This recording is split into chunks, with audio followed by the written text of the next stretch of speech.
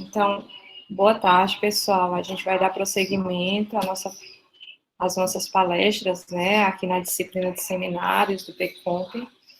Hoje nós vamos ter duas apresentações de professores do PECOMP, né, uma apresentação do professor Emanuel Coutinho e também, né, do professor Arthur Calado, né, todos dois da área de redes, né, e o Emanuel um pouco em engenharia de software, redes, né, então, Emanuel, eu vou deixar tu começar, tá? Tá interferindo um pouco a questão próxima aqui, mas eu vou desligar aqui meu microfone, né, e também minha câmera, tá bom? Então, pode prosseguir aí. Bem, pessoal, boa tarde. Eu sou Emanuel Coutinho. Então, vou falar com vocês sobre blockchain e aplicações de maneira geral. Então, eu vou fazer um pouco de propaganda, falar um pouquíssimo mesmo de teorias, que é mais só para falar dessa área que eu venho trabalhando nos últimos tempos, falar um pouco dos trabalhos dos alunos, né? Porque, enfim, vocês estão entrando agora e aí é bom vocês conhecerem exemplos e ver também o que é que alunos de turmas anteriores estão trabalhando. Então, vamos lá. Bem, vou separar nesses 4 blocos, uma apresentação geral sobre mim, uma questão de um pouco de motivação sobre blockchain, alguns conceitos e aplicações, certo? Então, né? Bem, sou Emanuel Coutinho, eu estou na UFC já há mais de 10 anos, eu comecei em Fortaleza na UFC Virtual, aí depois eu transferi aqui para Quixadá. Então, formação toda em computação, mestrado, doutorado, graduação, mestrado e doutorado. Então, tudo em computação. Bem, áreas de interesse, redes, com um pé bem grande em engenharia de software, sistemas de informação de maneira geral e gosto de análise de desempenho. Então, vocês vão ver que eu trabalho com várias coisas.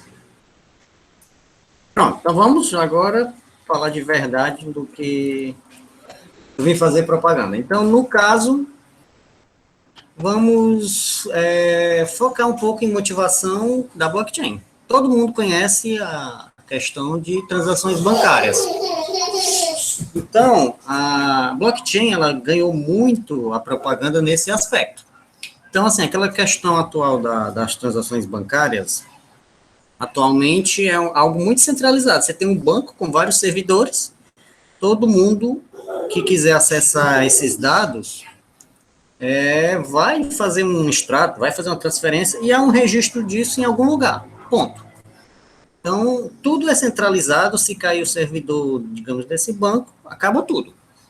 E aí, quem estiver dependendo desse serviço vai ficar esperando até consertar. Além disso, por exemplo, cartão de crédito, existem diversas operadoras, cartões de débito, diversas outras, o Pix, seja lá o que for de intermediários que vão estar agindo nesse contexto. Então, apesar de ser um banco, uma instituição, mas tem diversos possíveis intermediários. Bem, essa historinha você pode usar como analogia para diversas outras áreas. Bem, aí é que surgiu a ideia da blockchain. Para começo, a blockchain tudo é espalhado.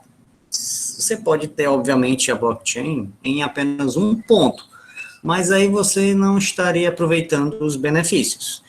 Então, você vai ter uma rede ponto a ponto, onde, a princípio, todo mundo conversa com todo mundo na blockchain vai ter uma base compartilhada, certo? Essa base compartilhada deve ser, a princípio, idêntica para todos, ou seja, todo mundo conhece essa base. Quando eu digo para todos, é esses pontos da rede, eu não estou falando os usuários, certo? Vamos falar um pouco de infraestrutura para depois pular para aplicação. Diferente dessa estrutura, onde você só tem um ponto aqui, você vai ter distribuído em todos. Então, se cair metade dos pontos aqui, a outra metade ainda funciona plenamente. Então, destaque para o termo ledger distribuído, ou livro-razão. É esse, digamos, banco de dados da blockchain. Então, Há outro conceito que é a questão do consenso, né? O fato de estar na blockchain vai haver uma comunicação entre todos esses nós para validar. Conceito que as pessoas chamam, às vezes, conhecem como mineração, como outros termos. Né? Enfim, não é só jogar um dado na blockchain que quer dizer que está ok. Não, tem que validar e quanto maior a rede, maior, digamos, essas validações. Alguns nós podem dizer que está ok, outros podem dizer que não está ok, e isso deixa mais seguro, deixa mais robusto. Então, a ideia da blockchain é trabalhar em alto nível com algo assim. Bem, falando um pouquinho da propaganda da blockchain, tudo surgiu com o tal do Bitcoin, principalmente quando essa figura, né?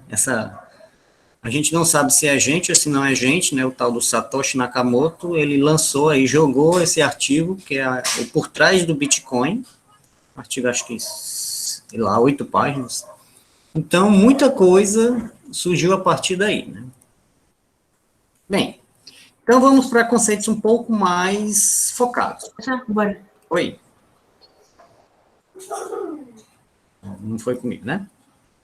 Vamos lá. Então, vamos lá. Vou botar algumas definições aqui, porque toda tecnologia tem definição, né? E cada autor inventa uma, então coloquei algumas aqui. Então, uma tecnologia que fornece um suporte distribuído confiável e seguro para a realização de transações entre os diversos participantes que não necessariamente têm confiança entre si e estão dispersos em uma rede. Então, a ideia é que você tenha essa tecnologia disruptiva, inovadora, essa diferenciação, e principalmente a ideia que vai ocorrer é que aquele elemento intermediário, aquela parte terceira, ela vai sumir. Né? Professor, eu não confio nem na minha família. Aí, eu não vou dizer para você eliminar eles não, mas a ideia da blockchain é mais ou menos por aí. Você tira os intermediários e você acredita. Bem, aproveitando o parêntese aí, uma coisa que no Bitcoin acontece é que se você tem controle de tudo, sei lá, você tem milhões e milhões de Bitcoin, se você perder a chavezinha ou se alguém roubar, você vai perder tudo, certo? Então, você é o responsável. A princípio, a gente paga por esses terceiros ou intermediários por segurança, confiança, né? Mas no Bitcoin é por sua conta e risco. Isso aí é um parêntese que tem que ver o outro lado da moeda, né, também. Mas, por exemplo, a gente sabe que bancos, cartório, governo, tudo tem diversos intermediários, né? Bem, vamos lá. Indo para o lado da infraestrutura, né, porque blockchain é cadeia de blocos ao pé da letra, né? Então, a gente vai ter uma sequência de blocos que contém o registro, para que esses registros aqui, então, isso aí é um conjunto de blocos, digamos assim. E esses registros têm como livro razão, como um livro público, o tal do Ledger, é o conjunto de transações. Por exemplo, se você trabalha com contabilidade, você tem aqueles balancetes, você tem comprei um bocado de coisa, vendi um bocado de coisa, entradas e saídas. Então, é como se fosse isso, né, nas devidas proporções. Tudo isso com um histórico, né, você vai preenchendo esses blocos com essas informações. Tudo é configurável, certo? Ou também, né, uma blockchain é um conjunto de dados composto por uma cadeia de pacotes de dados, que são esses blocos, onde o bloco é um conjunto de transações. Então, essa é uma versão bem simplificada. Então, aqui é a figurinha que representa, quem nunca viu uma blockchain é essa cara. Tudo começa por um bloco chamado Gênesis, é o bloco inicial, tudo começa do começo, né? Então, esse bloco, todos os demais blocos vão ter a mesma cara, bloco 0, bloco 1, bloco 2, bloco 1000, bloco 10.000, por aí vai. É uma coisa que só cresce. E aí, lógico, depende do tipo da blockchain, da infraestrutura, do framework, do que você estiver usando. Mas, em geral, você vai ter as várias transações, você vai ter a questão do tempo, né, o carimbo de tempo para fins de histórico, auditoria, né? Você vai ter o hash, que vai fazer essas ligações. O que é o hash, né? É um número bem grande, né, por exemplo. E aí, cada um vai ter um. E a ideia da força da blockchain é justamente baseada nisso, né? Porque todo bloco vai ter um hash, só que todo o hash é formado com o anterior, digamos assim. E aí você vai fazendo essa cadeia, né? Então, se por acaso você quiser quebrar uma blockchain, você teria que reconstruir tudo. E assim, já é um esforço computacional, um esforço energético grande para simplesmente construir. A questão da mineração, a questão de quanto maior a rede, mais complexo tudo fica. Então você teria que destruir, primeiro, tinha que adivinhar, isso aí eu estou abstraindo questões de segurança, né? Porque tinha que ter criptografia em cima, um bocado de coisa. Então, assim, você teria que ter esses blocos, reconstruir todos os blocos, baseado nesses hashes que você ia ter que adivinhar. E, assim, adulterei um dado, toda a cadeia de hashes vai ser adulterada. Então, ela se torna totalmente inválida. Então, assim, você vai ter essa segurança nesse sentido, certo?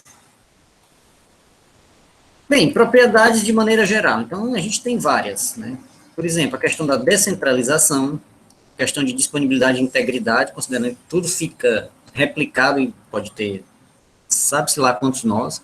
A questão da imutabilidade, isso que eu acabei de falar, se eu mudar algo, todo mundo vai saber que está errado, que foi invadido, alguma coisa assim. Então, assim, mudou, e mais a gente sabe que está errado, que não é para usar algo nesse sentido, né? Uma vez que você colocou no ledger, lá no bloco, então, teoricamente, é imutável nesse sentido. A irrefutabilidade, né, se alguém colocou lá algo, e mesmo que esse algo tenha sido um erro, ele fica lá registrado. Então, se colocou na blockchain um registro e esse registro estava errado, você colocou algo que vai ficar, teoricamente, eternamente lá, errado. Certo? Transparência e auditabilidade, né? Então, você consegue rastrear, você consegue visualizar o que é que tem na blockchain, lógico. Se for pensar em nível de aplicação, você vai ter que ter restrições, você vai ter que mostrar aquilo que for interessante para a aplicação. Né?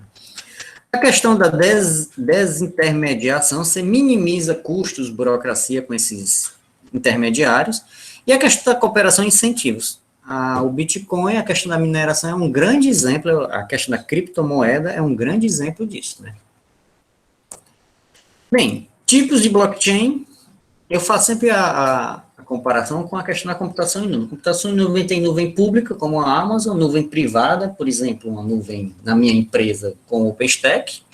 A blockchain, ela vai ter algo mais ou menos nesse sentido, né? Eu vou chamar aqui de blockchain pública, a permissionless, é no sentido que ela é aberta para quem quiser participar dela. O Bitcoin é um exemplo, né? A boa parte das aplicações com Ethereum também tem essa característica. Então, assim, a princípio é aberto para quem quiser participar. Lógico, tem que ter a devida infraestrutura. A questão de entradas e saídas dos nós, você pode sair, você pode entrar, enfim. A questão de, a princípio, não tem autenticação, certo? E há um consenso mais custoso, porque imagina aí quantas pessoas existem na rede do Bitcoin fazendo mineração de dados, né? E é algo que só aumenta. E aí, no outro extremo, vou dar um exemplo, o Hyperledger Fabric, né, que você pode fazer como se fosse a minha blockchain. É como se fosse uma blockchain privada para minha empresa, ou então para o meu grupo de pesquisa, por exemplo, também chamada de permissioned. Então, ela tem um conjunto de nós, né, e aí há forte apelo para permissões. É um grupo fechado, por exemplo.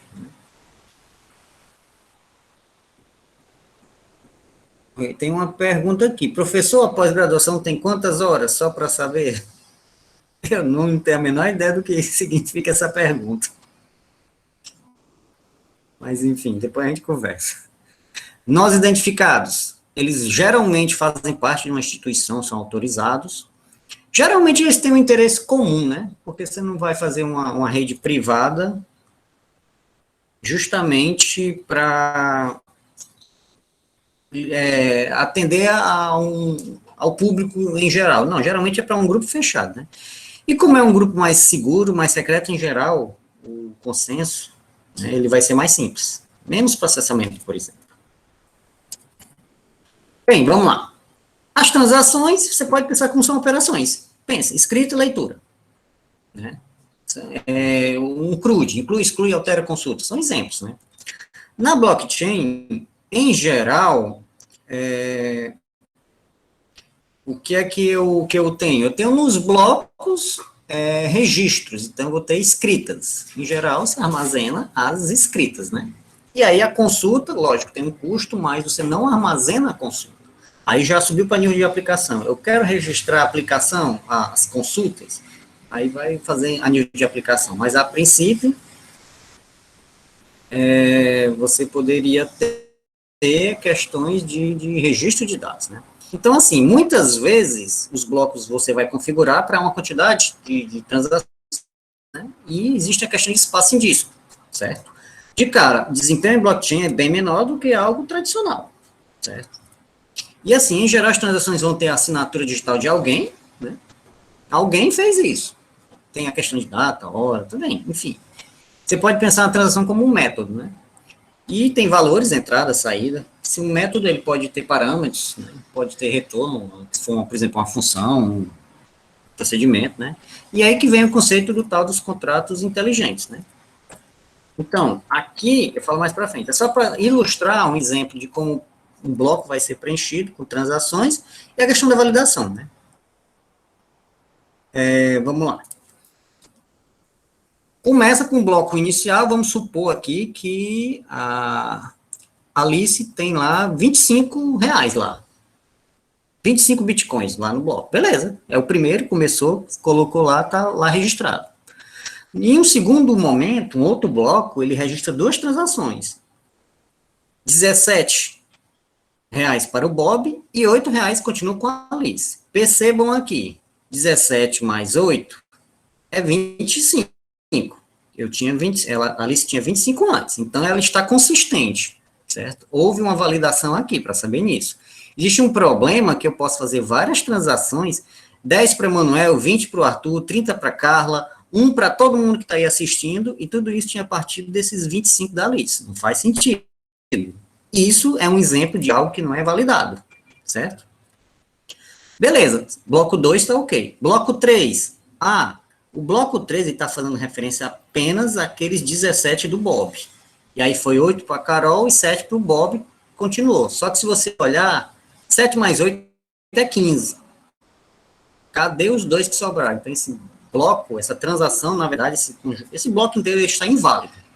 Então, aquele bloco, fica lá o registro, mas, assinado que ele não vale. E na quarta transação, dos R$ 8 da Alice, 6 foram para o David e 2 para a Alice. Está validado? Tá. Então, isso aqui é uma analogia para a questão de como os blocos são criados, como as transações são realizadas e a questão da validação. Certo? Bem, falei dos contratos inteligentes. Contratos inteligentes são apenas métodos que vão acessar a blockchain. Basicamente, escrita e leitura. Então, em geral, nas especificações iniciais não existia. Surgiu isso com a ideia da Ethereum, certo? Então, apareceu os smart contracts lá. Na Ethereum, em geral, é feito com Solidity, uma linguagenzinha. Tudo é parecido Java, JavaScript, assim. E, por exemplo, no Hyperledger usa Go, mas tem outras opções também. Enfim, são métodos para acessar os dados de uma blockchain. Porém, você vai implementar as regras de negócio com os contratos inteligentes. E ele registra essa transação, por exemplo, inserir um exame de sangue do Emanuel numa blockchain. É um contrato inteligente com o método inserir, que vai registrar lá. Se tiver tudo ok, ele salva esse valor, esse método vira uma transação, digamos lá, certo? Então, é assim que funciona os contratos inteligentes na blockchain. Bem, só comparando, contratos tradicionais, você vai lá no cartório, tem aquela linguagem mais jurídica, você vai escrever papéis, todo mundo vai assinar. Na blockchain, isso ocorre também, mas você fez um código, você fez um script que representa, as validações estão em código, né? Por exemplo, validação de um CPF, validação disso, tudo é código, né? A execução é feita pelos envolvidos, mas lá no contrato inteligente, você está numa aplicação que você não tem a menor ideia do que você está fazendo, aí você salva alguma coisa, consulta, automaticamente você está fazendo acessos a métodos, a contratos inteligentes. Não necessariamente tudo precisa salvar no contrato, numa blockchain, né? Isso faz parte da aplicação. E assim, no cartório tradicional fica lá aquele registro, fica a escritura, pronto. Você pode ter várias cópias daquela escritura. Se todas pegarem fogo, e o cartório também, aí ficou difícil, né? Mas lá no contrato inteligente fica registrado. Enquanto a blockchain inteira existir, ou boa parte dela, você vai ter acesso àquilo, certo? Bem, para quem trabalha com criptomoedas, você vai ter que ter um software carteira, né? Onde você vai lá usar. Você usar a moeda, então você tem que ter um software, carteira, né? Um client. Então, isso aqui é basicamente, você vai ter que botar, sei lá, bitcoins, ou seja lá qual for a criptomoeda, e se um estabelecimento, por exemplo, tiver, ou algum lugar que tenha essa, digamos, possa fazer essas transações, então você usa como se fosse uma transferência, certo? Então, a ideia é que ela seja segura, que ela armazene os dados, aí é questão de aplicação, novamente, né? Eu sempre reforço isso. Se você não tiver uma aplicação segura, aí a coisa o bicho pode pegar, né? Por exemplo, nós acabamos de passar por digamos, mau uso da aplicação, né? Então, a ideia é que ela seja confiável para poder gastar suas reservas de bitcoins. Bem, e aí a questão do consenso, realmente tem muita pesquisa nisso, é algo bem algoritmos, muitas vezes, é algo mais baixo nível, porque para o usuário da aplicação, isso não vai nem interessar a princípio, né? Porque é mais uma questão de decisão de quem vai, a nível de infraestrutura, usar, criar, publicar o próximo bloco. Aí, geralmente, é aquela questão da recompensa, que aí é a ideia da mineração. Então, existem diversos algoritmos, por exemplo, o IPLED, ele tem alguns pré-determinados, você pode selecionar ou deixar lá, certo?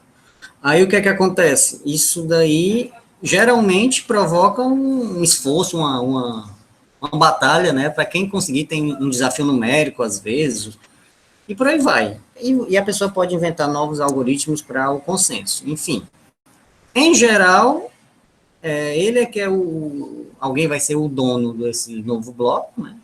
Dono assim, né? Eu fui o vencedor, vou ganhar minha recompensa.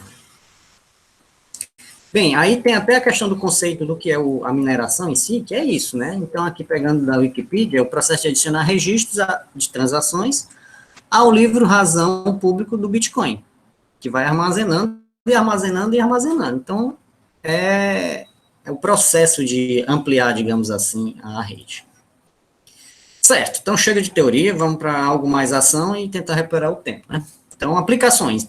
Atualmente, falei aqui várias vezes de Bitcoin, é o que as pessoas mais ouvem, tem documentário sobre Bitcoin, já ouvimos falar várias coisas sobre isso, mas o Bitcoin é uma criptomoeda, aqui tem exemplo só de outras, tem 10, 12 aqui, Ethereum, Ripple, Dash, EOS, IOTA, Cardano, Litecoin, Monero, Zcash, Stellar, NEM, NEO, e tem outras. Ou seja, meio que proliferou essas criptomoedas, né? E por aí vai. Mas isso, aplicação financeira. Então, vamos deixar de lado um pouco de aplicação financeira e pensar em outras. Por exemplo, aplicação educacional. Os diplomas, certificados, mestrado, doutorado, graduação, eles têm que ter algum registro, né? Então, assim, em geral, os registros vão no Diário Oficial da União. Então, você paga para usar o Diário Oficial da União para registrar alguma coisa. É uma comunicação oficial, né, do Brasil. Mas, assim, quanto mais espaço, quanto mais informações, mais vai pagar. Então, a forma de usar Bitcoin seria fazer um registro desse, confiável, digamos assim, não que o outro não seja, mas é alternativo, né? E talvez mais prático, mais barato, né? Então, existem alguns trabalhos nessa linha. IoT. Alguns trabalhos estão usando recursos de blockchain para armazenar dados, por exemplo, de sensoriamento. A pessoa vai jogar tudo que eu vou coletar no blockchain só se você for louco, porque é muita informação, muito volume de dados. A princípio, não é um bom uso para blockchain, mas você pode colocar, por exemplo, anormalidades, sei lá, consolidados, uma média, um sumário, enfim, aí é a ideia da pessoa. E aí a blockchain vai se apropriar, quer dizer, a aplicação vai se apropriar daquelas propriedades que eu falei, sim, aí vai poder, talvez, ter uma utilização mais adequada. Muita aplicação é na área de logística, por exemplo. A expressão aqui é do gancho ao garfo. aqui é uma aplicação de pesca, então lá do barco, do pescador, até a outra ponta, que é o restaurante. Então, você sabe que tem diversos intermediários. E aí, em cada intermediário, você não sabe, a princípio, o que é que ele faz, como ele faz, é uma questão de qualidade, a simples questão de passou por quem. Isso te dá um rastro, né? Aí vem a questão da rastreabilidade da mercadoria, né? Por onde foi que isso andou? Der um problema, se der um acidente de percursos, der contaminação, então já sabe mais ou menos os pontos, dependendo da qualidade. Então, isso é um exemplo que tem muita aplicação nesse sentido. Algumas empresas já estão disponibilizando diversos serviços mais genéricos, por exemplo, esse site aqui, ele fala de aplicações para energia, para finanças, seguros, saúde, agricultura, a questão de manufatura, de vendas, aluguel. Então, assim, estão utilizando a ideia da blockchain para esses diversos fins. Aqui a mesma ideia da rastreabilidade, só que é bem focando em indústria, né? Aí aqui nesse exemplo era questão onde é que deu problemas nas mercadorias, na ponta é hospital, certo? Na outra é desde a indústria. Então, por exemplo, medicamentos, por exemplo, desvios de medicamento, então, adulteração, então, coisas nesse sentido. Aí você poderia minimizar certos problemas nesse sentido, certo?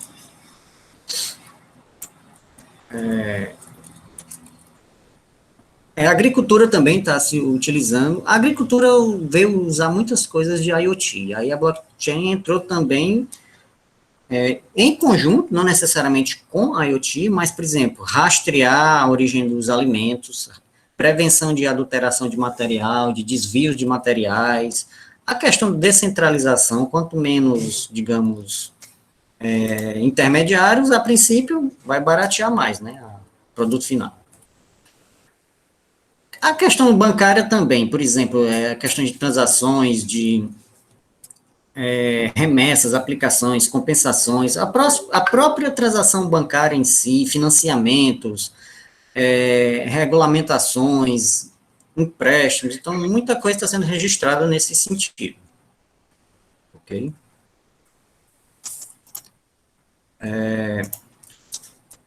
Deixa eu ver o que mais. A indústria automotiva também está conseguindo investir, está investindo, na verdade, por exemplo, a questão de aluguel, questão de seguro, prevenção de acidentes. Assim, lógico, não é a blockchain que vai evitar um acidente, mas tem aplicações que estão conseguindo se beneficiar de certas propriedades da blockchain para ter uma aplicação melhor, certo?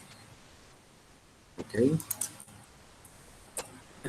Ok, aplicações, se eu passar o resto do dia, eu posso falar de várias áreas, assim, mas aqui é para dar aquele panorama bem geral.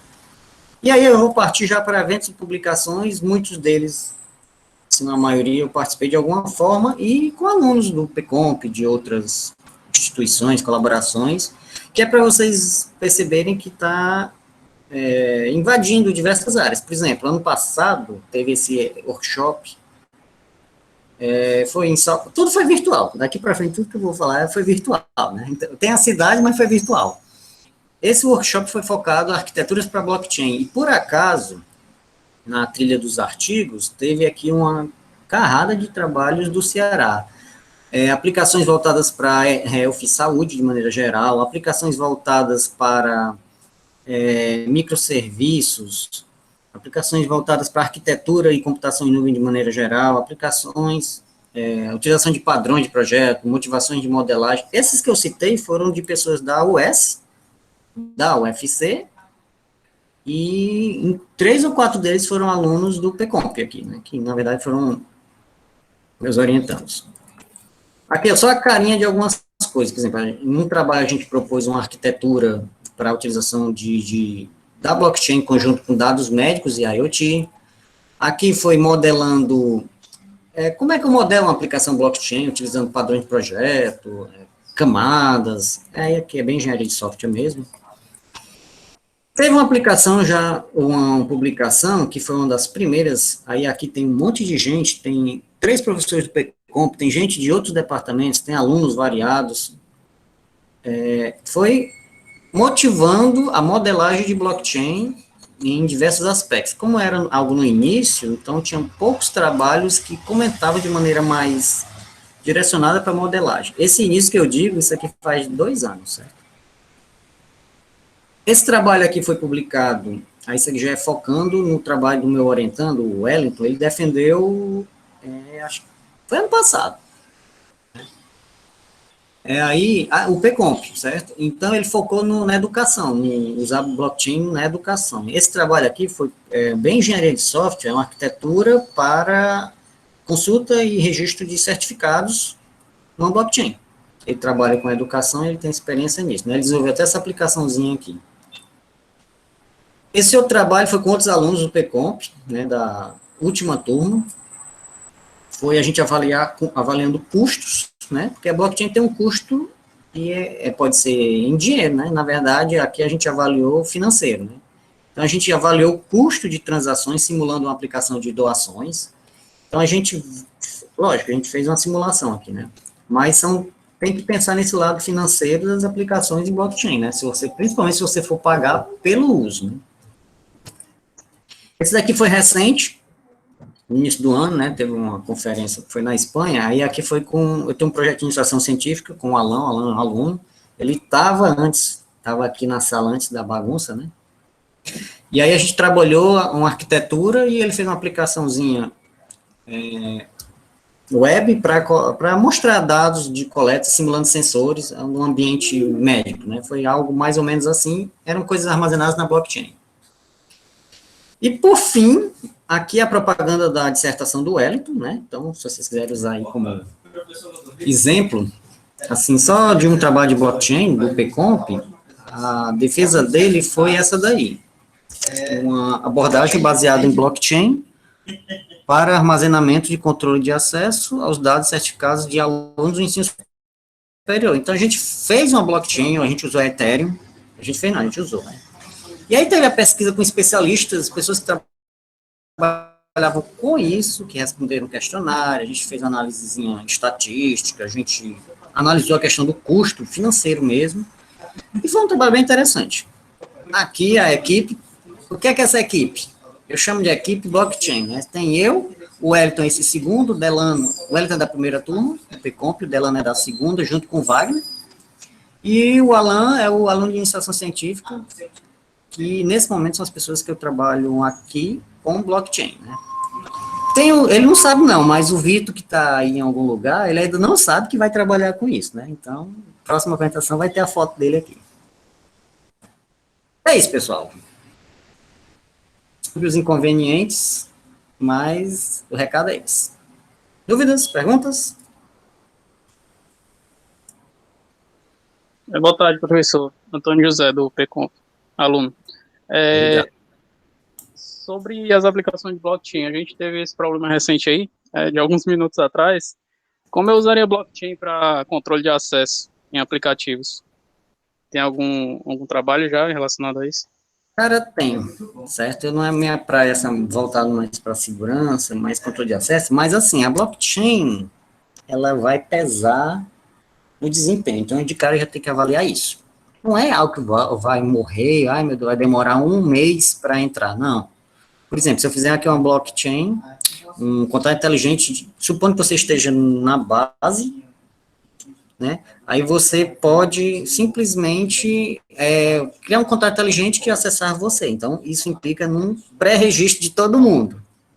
Para uma apresentação como essa, isso é meio que inviável, né, porque ela morre, né, terminou aqui, se desfaz, né, não é um tipo de aplicação, né, então fica meio que inadequado, mas isso aí que eu chutei aí, partindo do princípio que jogou só os registros das pessoas na blockchain, usando o contrato inteligente, só acessaria quem estivesse lá, é como se fosse, nesse sentido, você está usando como se fosse um banco de dados, não ia falar muito sentido, né? Não ia fazer muito sentido, mas seria uma aplicação.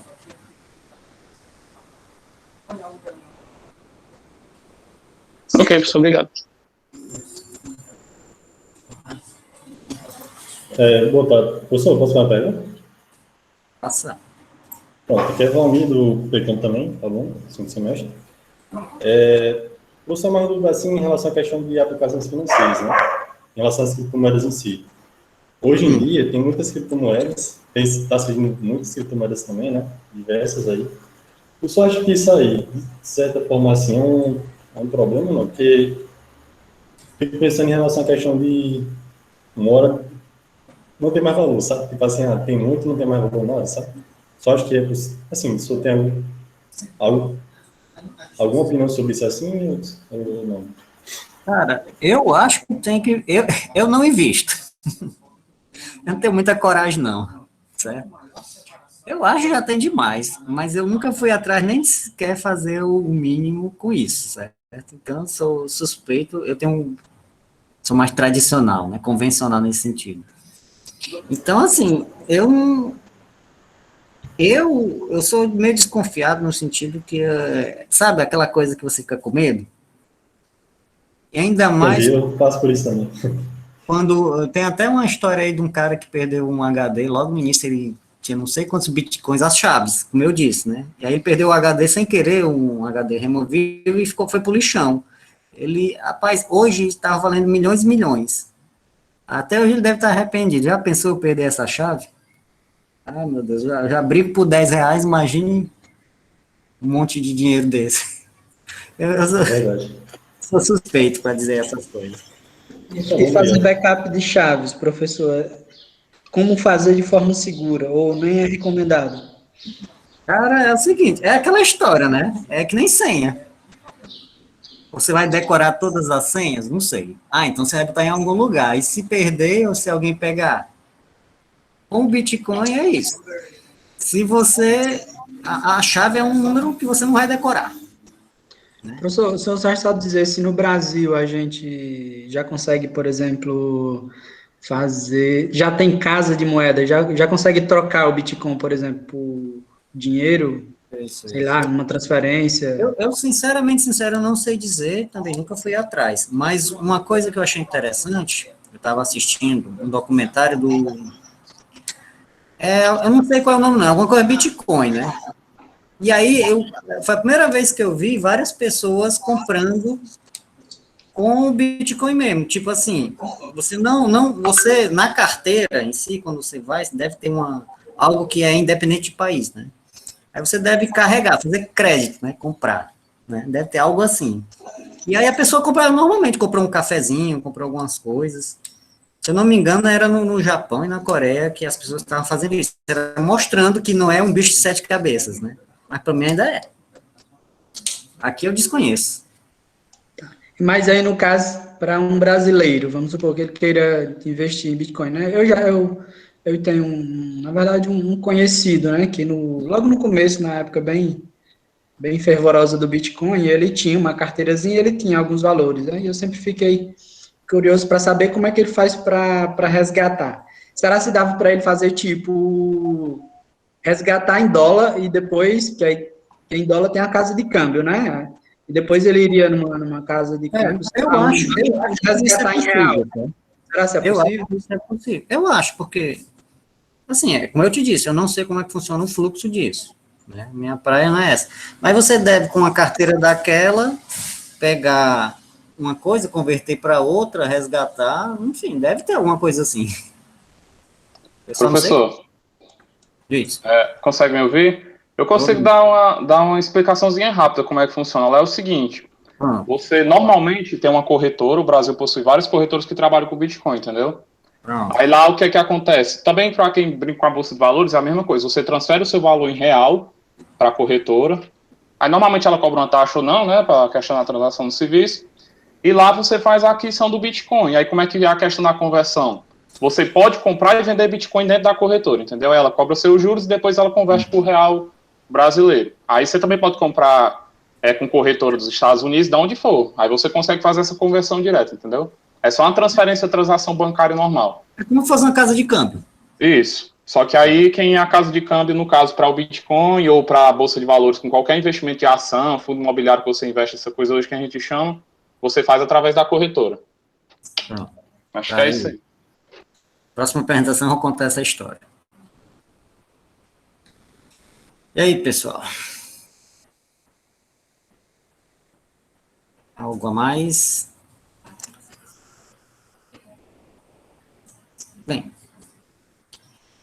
Se não tiver... Por mim não, professor. Por mim tá de boa.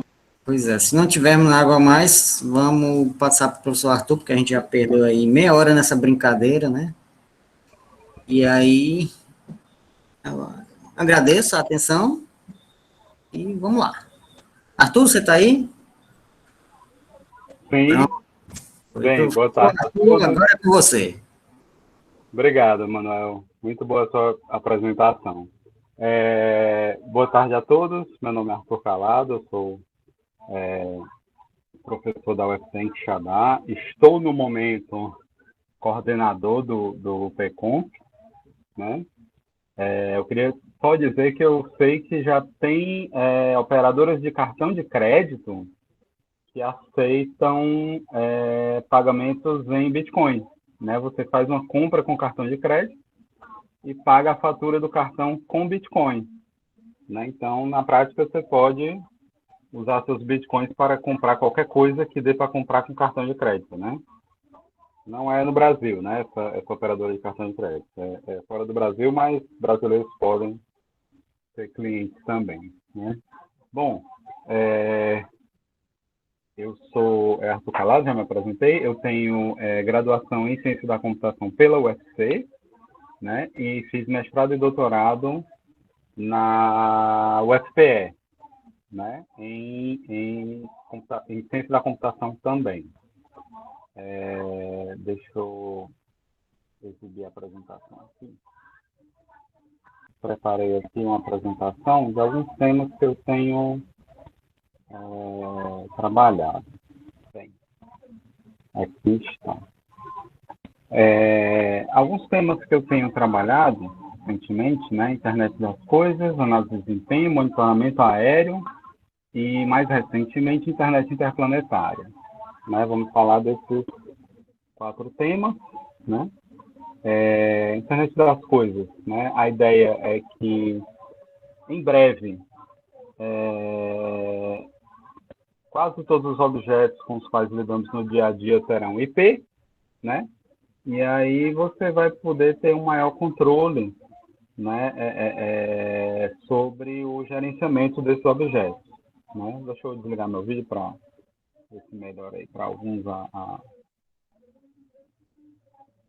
qualidade, né, da transmissão. Bom, então, assim, isso uso de internet das coisas, né, tem aplicações em diversas coisas, em diversas áreas, tanto do ponto de vista pessoal, né, na sua casa, você ter, por exemplo, uma geladeira que percebe quando está perto de faltar leite na sua casa e aí já faz um pedido para o supermercado para entregar leite, por exemplo, né, ou então toda semana faz automaticamente um pedido das coisas que estão perto de acabar na sua geladeira, né? Então, no momento que você tem esse controle fino sobre as coisas que entram na geladeira, né? Do ponto de vista de cada uma delas poder ser identificada e ter as quantidades identificadas, você pode ter esse tipo de aplicação, né? Por exemplo, uma máquina de lavar que sabe quando está perto de acabar o sabão em pó, não, máquina de lavar roupa. Aliás, sabão em pó não, sabão de máquina de lavar roupa. Então, já pode fazer esse pedido, né? Claro que existe um apelo muito grande para as aplicações relacionadas à venda de produtos, né? Então, esses são os que aparecem primeiro. Mas um pouco diferente do que você pode ter na sua casa é vigilância, né? Você pode ter equipamentos de vigilância que não precisam estar integrados em um sistema de vigilância que normalmente é uma coisa cara, e os próprios equipamentos se organizam e encontram você para fazer os alertas que forem necessários, né? Também é outra aplicação de internet das coisas. Um outro exemplo também é o consumo de energia dos equipamentos, né? Muitos equipamentos podem, digamos assim, relatar o seu consumo de energia para que no fim do dia você saiba quais equipamentos estão consumindo mais energia ou até mesmo criar uma política de economia de energia. Eu percebi que meu computador gasta muita energia e que se eu reconfigurar o meu computador para após 5 minutos sem uso ele entrar no modo de dormência, né, ele vai economizar muita energia, né? Então, você pode ter esse tipo de... e sabendo para cada coisa que gasta energia na sua casa, né? O quanto ela contribui para a sua conta de energia. Também tem esse tipo de controle. Isso do ponto de vista mais pessoal, né? Claro que tem outros usos, né? Na indústria, no comércio, né? Tem alguns professores daqui do campus pesquisando IoT na agricultura, né? Para você ter safras mais produtivas, né? Ou até mesmo, por exemplo, tem um exemplo de apicultura, né? Onde você controla, né, a colônias de abelhas, né, e sabe como, através de diversos sensores nas colmeias, né, você consegue alcançar maior produtividade na produção de mel, por exemplo, né, criando um ambiente ideal para o funcionamento da colmeia, para que ela produza mais mel, né? E na saúde também, né, tem a questão de monitoramento de sinais vitais, né, seja em hospital, seja até no paciente que está em casa, né, também você pode ter algumas coisas de alertas e até mesmo atuadores, né? Existem hoje já, e até um problema de segurança, existem hoje, por exemplo, equipamentos marca-passo, né, que são controlados pela rede, né? O médico pode reconfigurar o marca-passo do paciente pela rede, né? E o marca-passo também pode emitir alertas. O paciente está tendo um ataque cardíaco agora, né? Emitir um alerta, porque mesmo que o marca-passo tente resolver a situação, ele nem sempre é capaz de resolver e até mesmo, às vezes, a solução é de curto prazo, né? Ele só fez o paciente não morrer, mas o paciente precisa de um tratamento de longo prazo para evitar aquela situação, né? Que aquela situação se repita. Então, é interessante também ter alertas desse tipo, né? Empresas de logística, né? Você faz uma compra internacional, né? Ela passa 2 meses em Curitiba, né? Acontece bastante. E aí, onde é que está esse negócio? Em que etapa ele está parado, né? Muitas vezes você não sabe até que o produto chegue, né?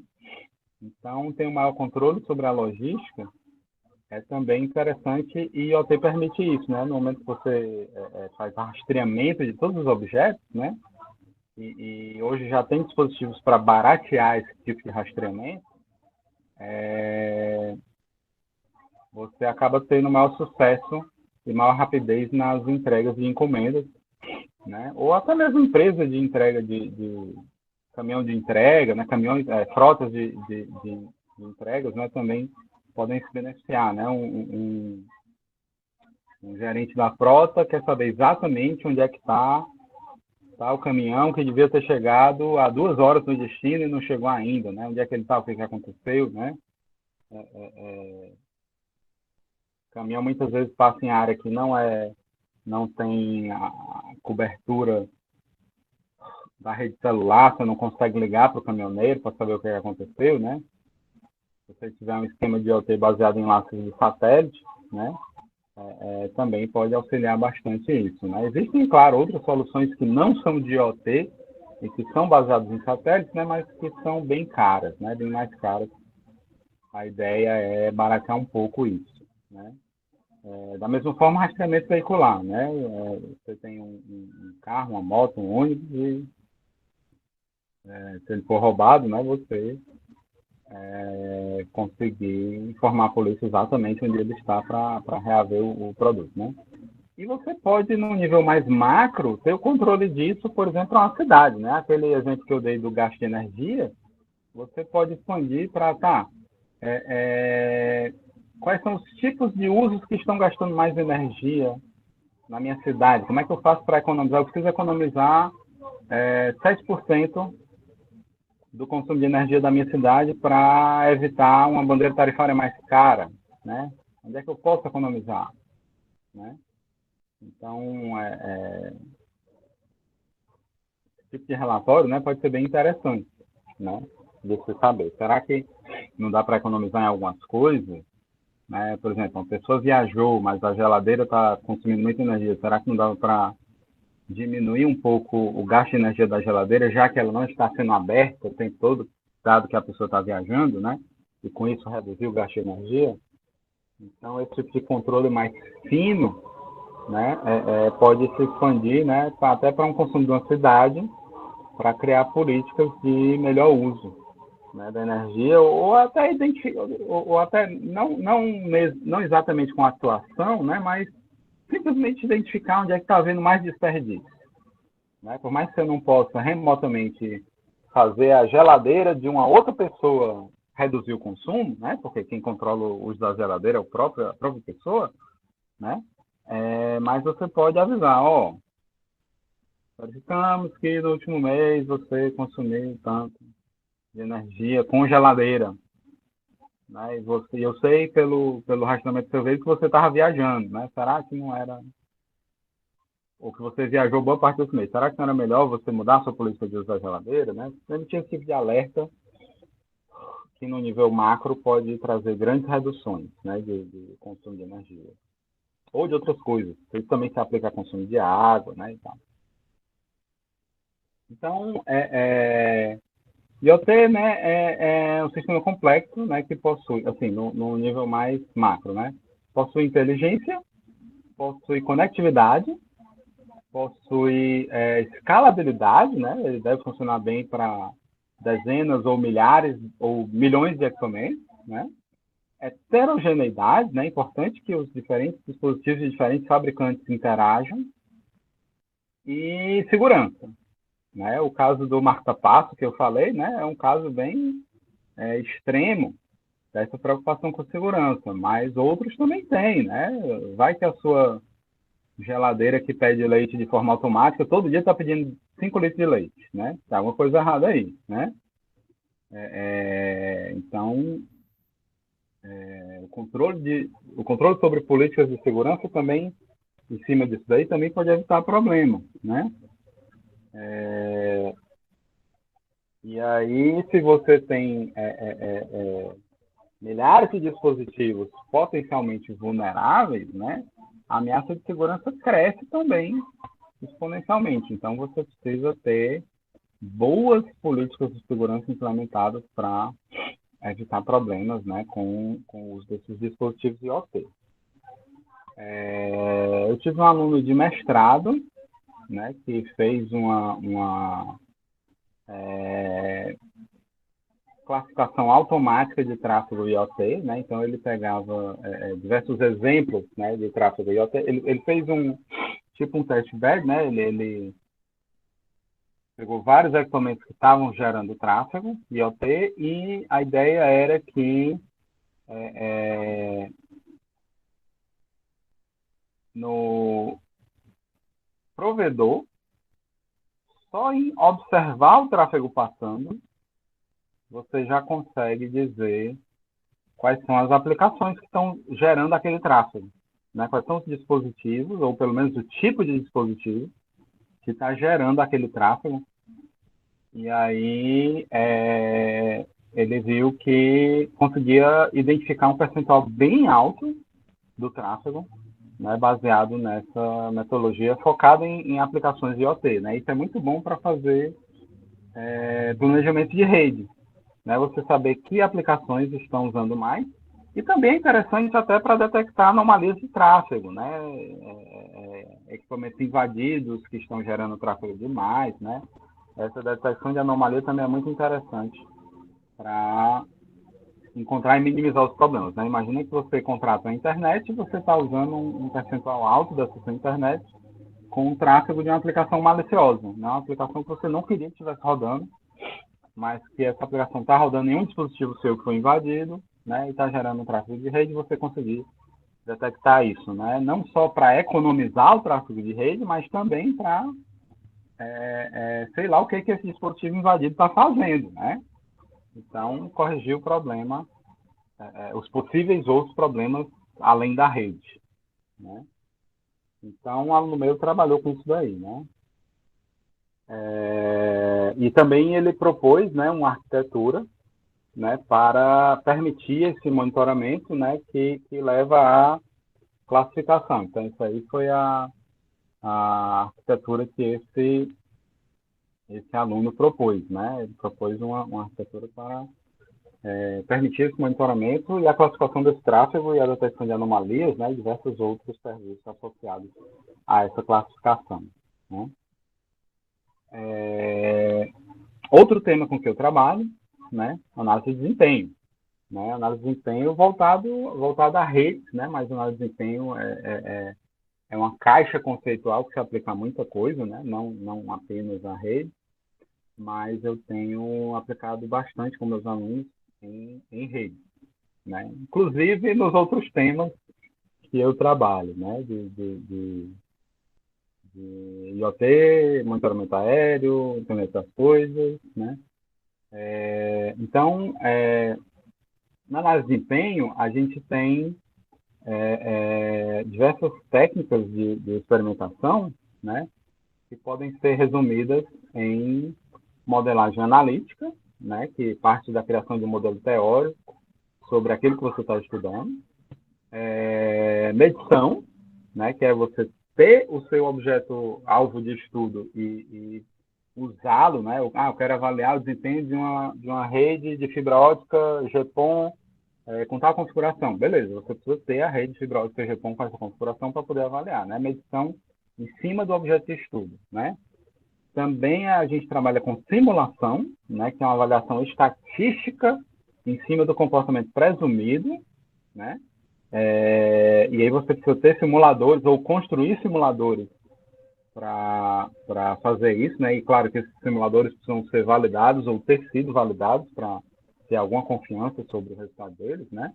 Então o pessoal trabalha muito com NS3, Omnet, Packet Tracer, né? Esses simuladores que já foram validados para diversas aplicações.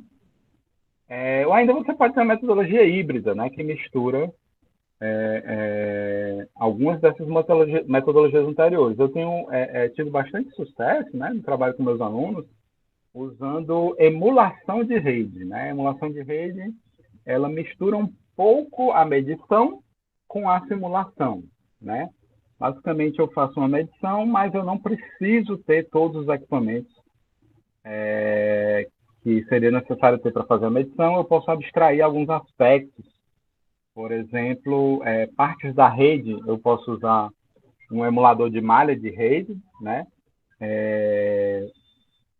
Usuários, eu posso emular, às vezes, com geradores automáticos de tráfego, né? Que seguem uma determinada modelagem estatística, dependendo do tipo de tráfego. E aí, com isso, eu consigo ganhar escala para os experimentos, né? Eu não preciso ter muitos, centenas de equipamentos de rede para fazer um experimento real, com uma escala significativa, né? Digamos assim, uma validação estatística confiável, né? Mas sem precisar ter todos os equipamentos, né? Usando emulação de alguns aspectos da rede que eu consigo, de fato, abstrair de maneira confiável, né? Eu não posso, obviamente, abstrair qualquer coisa, né? Eu tenho que ver o que é que eu consigo emular, né? Fazer essa abstração de maneira confiável, e aí eu consigo implementar essas metodologias híbridas, né? Para experimentação, né? Aí um exemplo, né, de uma aluna que defendeu o TCC nesse assunto, né? Ela fez uma solução de aprovisionamento de qualidade de serviço voltada para redes SDN, né, redes definidas por software, usando a plataforma OpenFlow. No caso, ela usou o Mininet, né, como simulador e fez uma análise de desempenho em cima dele, né, para essa proposta que ela fez de aprovisionamento de qualidade de serviço, né? Então, é um exemplo aí de trabalho com análise de desempenho, né? No caso da SDN, né, para quem não ouviu falar, quem está fazendo a disciplina de rede vai ouvir falar nela, né? Você tem uma separação entre a infraestrutura e a camada de controle da rede, né? No lugar de você ter aquele modelo de roteador autossuficiente, né, você tem uma rede onde o controle do funcionamento da rede fica fora do roteador, o roteador deixa de ser chamado roteador e passa a ser chamado comutador de rede ou simplesmente switch, né? O SDN switch, né? E aí o controle fica com o controlador, né? Que não é mais uma entidade que atua que roda em cada elemento da rede. Assim, é uma entidade que os switches SDN consultam para saber como lidar com determinados tipos de tráfego, né? E isso acaba gerando uma eficiência muito maior no uso da rede, né? Porque os switches SDN não tomam mais decisão de roteamento. Então, com isso ele passa a operar mais rápido, né? Aquela consulta à tabela de rotas não é mais feita e com isso eles passam a funcionar de maneira muito mais rápida. Quando aparece alguma coisa que ele não conhece, ele precisa consultar o controlador SDN e isso fica um pouco lento, mas a ideia é que isso seja feito poucas vezes, né, durante o funcionamento da rede, e para a grande maioria dos pacotes, né, isso não precisa ser feito, né? Ele já tem a regra que precisa para encaminhar aquele pacote e aí isso acelera muito o funcionamento dos equipamentos, né? Um outro tema, né, que eu tenho, né, um projeto que deu um estalo na cabeça e a gente começou a se interessar por isso e começou a trabalhar nisso, né? É monitoramento aéreo, né?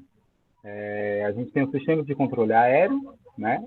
Onde você tem diversos níveis de controle, né? Temos os radares de primeira geração, né? Os sistemas de primeira geração chamados ATC, né? Controle do tráfego aéreo. Eles eram basicamente baseados em cartas aeronáuticas, né? O piloto tinha muita autonomia para fazer o que quisesse, mas também precisava ter muito conhecimento, né, das rotas aéreas e precisava ser um navegador muito bom para saber onde é que ele estava naquele momento. Na época não tinha GPS, né? Então ele tinha que basicamente ter um mapa das rotas aéreas e saber seguir aquele mapa, né? Já tinha o controle por rádio, mas esse controle era mais... Ele não era, digamos assim... não tinha força de lei, né? Digamos assim, né? Os sistemas de controle eram mais sugestões, né? Do que o piloto poderia fazer e para evitar colisões na época não tinha um tráfego aéreo muito intenso, então colisão era uma coisa improvável de acontecer longe dos aeroportos, né? Então, esse sistema não era uma coisa muito, digamos assim, uma coisa que o piloto tinha que se submeter, né? De maneira muito forte, né? Era um sistema que auxiliava, né? Na segunda geração, né? A gente tem o SSR, que são os radares de segunda geração, e aí sim, você tem os radares que tentam localizar as aeronaves, né? E que coletam essas informações que levam aos controladores de voo, e os controladores de voo já têm poder de obrigar os pilotos a tomar ações, né? Outra coisa é que esse sistema funciona muito bem, mesmo em situações de chuva forte, né? Esse sistema de radar funciona bem. É claro que existem maneiras de evitar um sistema de radar desse, né? Alguns materiais usados na construção das aeronaves podem ser usados para que o sistema de radares não detectem essas aeronaves, o que leva a novos sistemas de radares que tentam detectar essas aeronaves e por aí vai, né? Mas, assim, para uso militar, né? Mas para uso civil, né, a coisa funciona razoavelmente bem, mas à medida que o fluxo do tráfego aéreo vai crescendo, isso começa a ficar complicado, né? As margens de erro começam a diminuir, né? Você precisa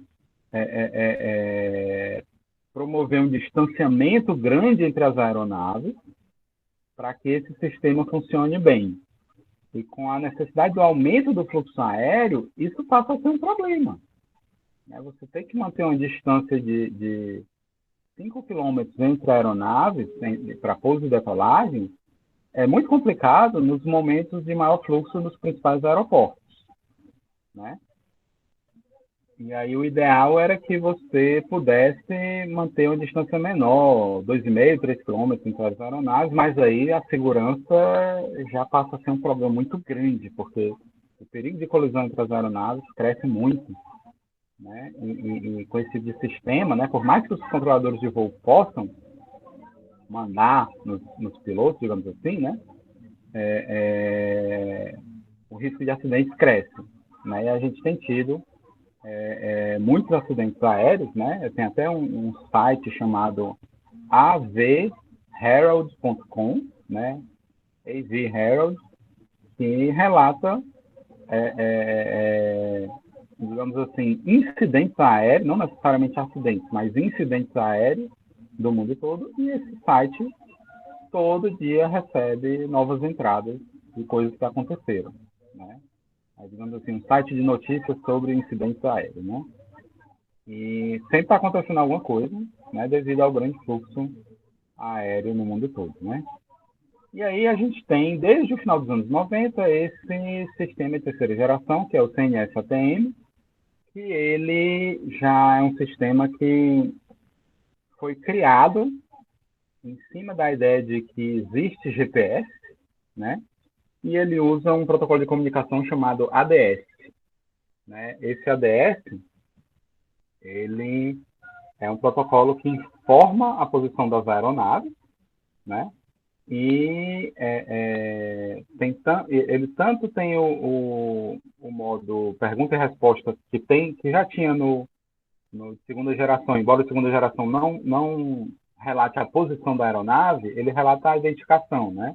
O sistema de radar de segunda geração, ele podia dizer, tem alguma aeronave aí? A aeronave responde, opa, eu estou aqui, né? Só que o aqui, ele não diz onde é, né? Ele só dá a identificação da aeronave. Na terceira geração, não. Tem alguma aeronave aí? A aeronave responde, oi, eu estou aqui exatamente na posição tal, coordenada tal, altitude tal, direção tal, velocidade tal, né? E aí já é um sistema muito mais preciso, né? Inclusive, ele tem um modo de funcionamento que é habilitado nas aeronaves civis que usam esse sistema, que é o ADS-B, né? Esse ADS-B, ele funciona em modo broadcast, que quer dizer o quê?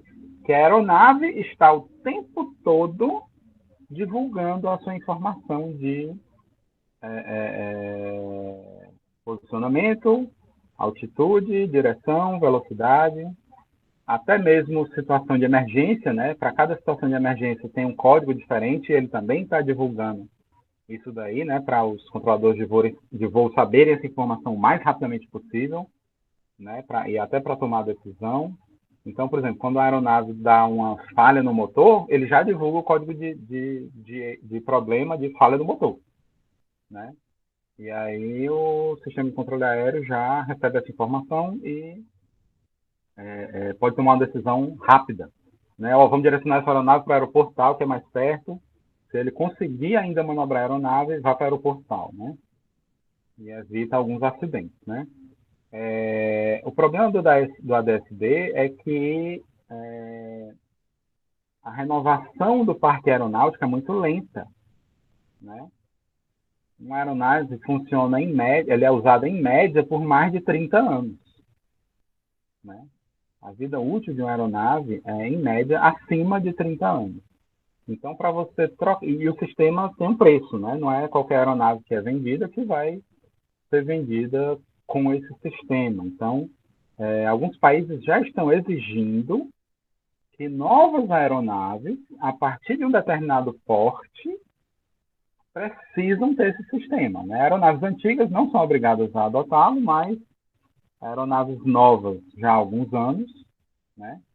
O ponto de mudança foi 2020, né? Em 2020, tanto nos Estados Unidos quanto na Europa, toda aeronave de médio ou grande porte precisa ter esse sistema.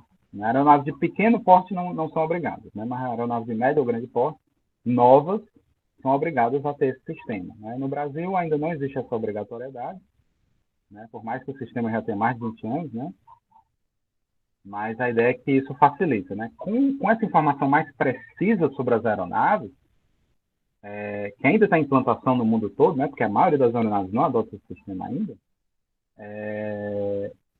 com essa informação adicional, você passa a ter mais controle sobre o que acontece e pode diminuir, por exemplo, as margens de segurança, né? Você pode ter que a distância entre duas aeronaves decolando ou pousando no mesmo aeroporto pode ser menor, pode ser 2 km, 2,5 km, e com isso você consegue ter mais pousos por hora, mais decolagens por hora em um mesmo aeroporto, né? Tem alguns aeroportos, aeroportos de grande porte, né, que, por causa dessa limitação, eles têm mais de uma pista. Né? O aeroporto, eu só consigo ter,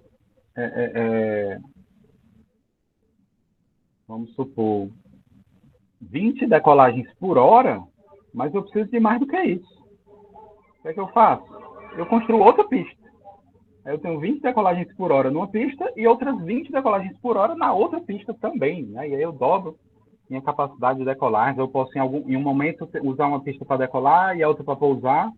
Né? Só nos momentos de maior fluxo de decolagem é que eu boto as duas para decolagem, nos momentos de maior fluxo para pouso, eu boto as duas para pouso. Né? Se eu consigo reduzir essas margens de segurança com um sistema que tem mais controle, como é o caso desse sistema de terceira geração, aí eu ganho em fluxo. Né? Então, isso permite, né, o maior volume de tráfego, né, a diminuição dessas margens de segurança. E esse sistema está sendo adotado no mundo todo, né? Só que ele tem um custo. Né? E parte desse custo, né, boa parte desse custo é bancada pelos donos de aeronaves, que precisam implantar esse sistema nas suas aeronaves. Né? Uma aeronave que não tem um sistema pode implantar o sistema na aeronave,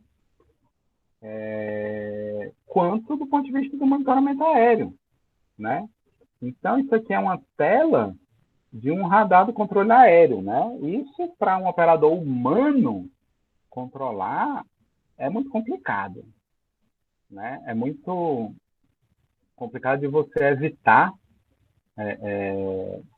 colisões. Né?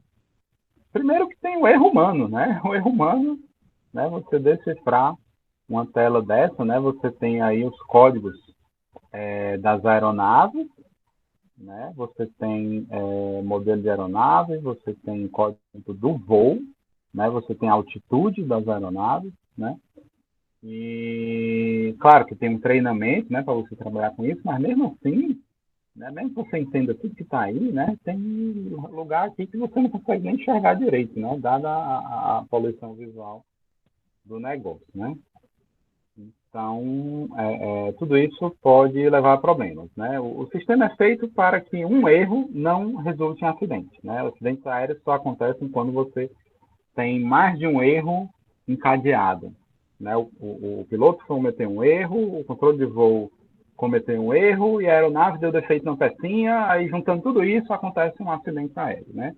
Quando tem só um desses problemas isoladamente, né, é difícil você ter um acidente aéreo, né? Mesmo quando tem falha de equipamento, né? Por exemplo, uma turbina do avião falha, né? A maioria dos aviões tem mais de uma turbina, né? Então, com uma turbina falhando, a aeronave consegue pousar, né? Consegue pousar com segurança, né? Tipicamente. Então, você normalmente tem que ter mais de um problema acontecendo para ter um acidente, né? Mas, bom, lei de Murphy, né? Problemas acontecem o tempo todo. Então, à medida que o fluxo aéreo aumenta, esses elementos isolados vão acontecer bem mais. E se um elemento isolado encontra outro elemento isolado, eles deixam de ser elementos isolados, né? E aí podem resultar em acidentes. Então, a ideia desse projeto, assim, no Brasil, perdão, antes disso, né? No Brasil a gente tem o DCEA, que faz o controle do espaço aéreo, né? A entidade responsável pelo controle do espaço aéreo. Ele tem 4 níveis de funcionamento. O controle aéreo tem 4 níveis de funcionamento, sendo que um deles é o nível regional, que é o chamado Sistema Sindacta, que tem aqui no mapa, né, as 4 regiões do Sistema Sindacta. A mais recente é essa região aqui do Sindacta 4. A gente tem também os controles de aproximação, né, que são colocados em regiões com um ou mais terminais aeroportuários, né? Por exemplo, em São Paulo, você tem o aeroporto de Guarulhos, o aeroporto de Congonhas e o Campo de Marte, né? Então, esses três estão muito próximos uns dos outros, né? Não adianta você ter cada um a sua torre de controle, você precisa de um controle integrado, né? Então, em São Paulo, tem um controle de aproximação de São Paulo, né? Diversos outros lugares que tem mais de um aeroporto próximo, ou terminal aeroportuário próximo, você tem esse controle de aproximação, né? Não é obrigado ter em todo lugar, não, mas onde tem mais de um, é interessante que tenha, né? Você tem o próprio sistema de terminal, né? Que uma parte importante do funcionamento do sistema de terminal é o monitoramento visual, né? O cara que está trabalhando lá na torre, olhar, conseguir ver a pista, ver o que está acontecendo, né? Para aeronaves que estão no seu campo de visão. E tem o controle de solo, né? O controle de solo, para quem já viu a pista de um aeroporto, né? De um aeroporto de médio ou grande porte, né? Como o de Fortaleza, né? De médio porte, tem muita coisa rolando ali, né? Na pista do aeroporto. Tem não só as aeronaves pousando e decolando, mas também tem a aeronave taxiando, tem diversos outros transportes, né? Transporte de bagagem, transporte de alimentação, transporte de dejetos da aeronave, tem o pessoal da operação de sinalização. Combustível, exatamente. Combustível, né? Abastecimento das aeronaves. Então, tem muita coisa rolando ali na pista e todas elas precisam ser controladas, né? Ninguém pode ir naquela pista sem que esteja com um rádiozinho recebendo controles do pessoal do controle de solo. Normalmente, o pessoal do controle de solo trabalha junto do pessoal de controle de terminal, tá? Na mesma torre para ter essa informação visual, né? Não precisa ser junto, mas tipicamente é junto também para ter esse controle visual do que está acontecendo, né? Então, tudo que acontece ali tem que ser autorizado, né? Você não pode, não, vou pegar aqui o carrinho de abastecimento e vou lá abastecer a aeronave que está parada no Finger 3. Não, não é assim não. Você comunica o que você quer fazer, você pede autorização. Quando você pede autorização, você é autorizado, você tem uma rota pré-definida no solo, né? E aí você tem que seguir essa rota, certo? Então, tudo isso é controlado para evitar acidentes, né? E mesmo assim, vez ou outra, acontece um acidente, né? Mas como tem esse controle, eles são muito raros, né? Eles são muito raros. Imagina um carrinho desse de combustível, né? Colide com outro, ou colide com a aeronave que está taxiando, né? É uma catástrofe muito grande. Então, isso precisa ser evitado, né? E o controle de solo faz isso, né? O sistema SINDATA, né, que é o maior nível desse controle aéreo, é o controle aéreo propriamente dito, né, que a gente vê nas reportagens, na TV, e que tem essa tela maluca aí, né? Mas os outros também podem ter uma tela parecida, né? Para ver as coisas que são automáticas, né? Então, quais são os problemas desse sistema, né? Primeiro, a previsão do tráfego aéreo, né? Segundo, esse sistema tem falhas de cobertura. Então, você vê nessa tela aqui de monitoramento aéreo, onde estão essas regiões do azul mais escuro, são mais próximos das torres que estão transmitindo e recebendo dados, né? Então, você identifica aqui, né, nesse pontinho azul, 1, 2, 3, 4, 5, 6. Aqui tem 7 torres, uma oitava, que não está aparecendo no centro dela aqui em cima, né? 7 torres para fazer essa comunicação com as aeronaves. Nas regiões com o azul mais clarinho, você tem uma cobertura pior. E o azul mais claro ainda, uma cobertura pior ainda. O que isso quer dizer? Quer dizer que longe dessa torre, você não tem muita confiança na informação. Como assim? você não tem visada, né? Uma torre dessa de recepção, transmissão e recepção de dados, a aeronave que tá aparecendo precisa ser visada para a torre, né? Então, se o caminho é limpo da aeronave para a torre, beleza, funciona bem, até uma certa distância, que é uma distância bem grande, funciona bem, né? São centenas de quilômetros essa visada. Agora, se você está um pouco longe e está numa altitude mais baixa, você não vai ter visada. Por quê? Por causa da curvatura da Terra, né? Então, se você está um pouquinho longe da torre de controle, está por aqui assim, está entre torres, e você está numa altitude muito baixa, pode ser que nenhuma torre enxergue você. E aí ninguém percebe que você está lá, ninguém detecta a sua aeronave. Se a sua aeronave está, por exemplo, decolando daqui, tem uma pistazinha de pouso de uma fazenda, bem aqui no meio. Você está decolando da pista da fazenda, nenhuma das torres de controle próximas vão detectar essa aeronave até que ela alcance uma determinada altitude a ponto de ser detectável pelas torres. Pode falar, Victor. Boa tarde, pessoal. Professor, em relação a esses softwares aí que esse pessoal utiliza, já existe pesquisas em relação à usabilidade e até mesmo experiências de usuário, assim, voltado para a área de HC? Eu não conheço. Deve ter alguma pesquisa, mas eu confesso que eu não conheço. Porque é um mercado muito fechado, né? Tem muito pouca gente no mundo todo, né, trabalhando com isso. Assim, centenas de milhares, mas centenas de milhares no mundo todo é pouca gente.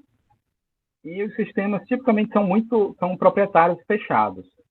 Então é difícil você ter disponibilidade e até mesmo acesso a um sistema desse. Acho que a professora Ingrid já fez um treinamento desse de controle aéreo, talvez até ela conheça algumas pessoas para ir atrás disso, mas para poder fazer, né, uma avaliação dessa. Mas eu confesso que eu não conheço. Você olha para uma tela dessa, você vê que claramente isso é necessário, né? Claramente isso é uma necessidade, né?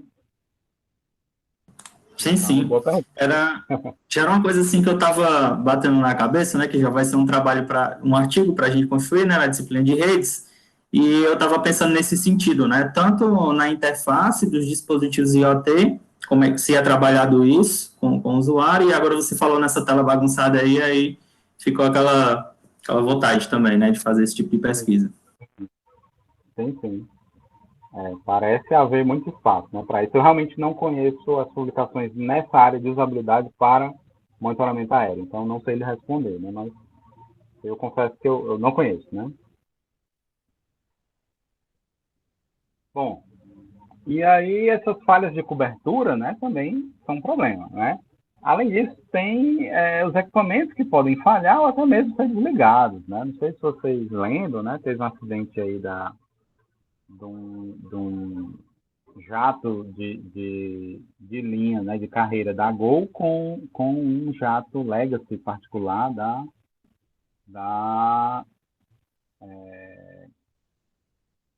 de uma empresa americana, né? O jato era da Embraer, mas foi comprado por uma empresa americana. E o piloto resolveu testar a aeronave no primeiro voo dela, né? Eles vieram para o Brasil pegar a aeronave que eles compraram. E o primeiro voo foi para ir para a sede da empresa nos Estados Unidos, a empresa que comprou o jato, Legacy, né? E, pois botaram até um link aí, né? E aí, o que aconteceu foi que...